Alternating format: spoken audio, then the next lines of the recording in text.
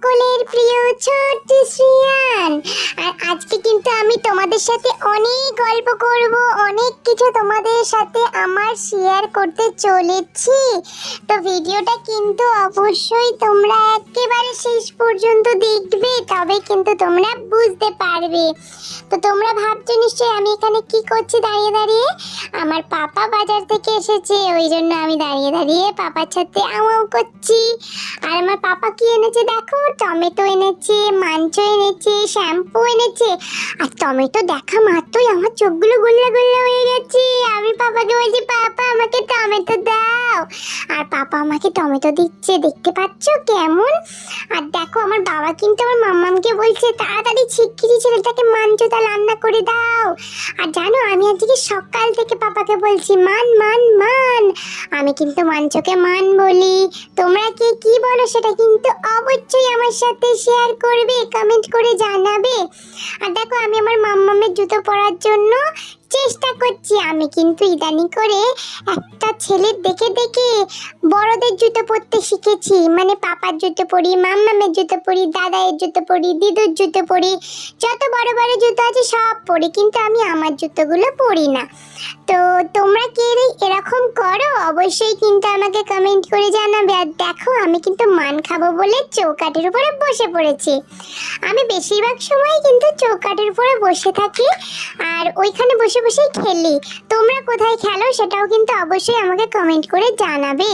আর চৌকাঠে বসে দেখছো আমি কুটুম কুটুম করে মাংস খাচ্ছি, মানে মান খাচ্ছি।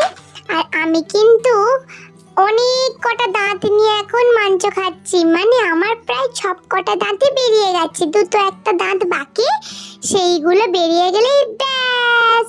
তো দেখো আমি একটু করে মাম্মামের কাছে আসছি, মাংসটা খাচ্ছি, আবার গিয়ে বসে পড়ছি।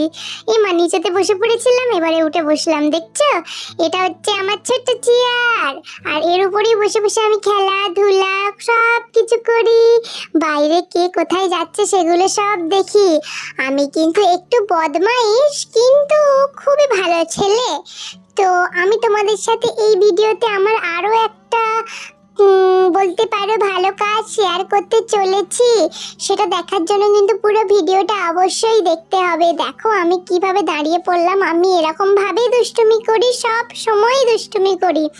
তোমরা কারা কারা আমার মতো দুষ্টুমি করো অবশ্যই কিন্তু কমেন্ট করে জানিও। আর আমার কিন্তু চান হয়নি এখনো পর্যন্ত। আর দেখো আমি কিন্তু এখানে খোল বাজাতে বসে পড়েছি।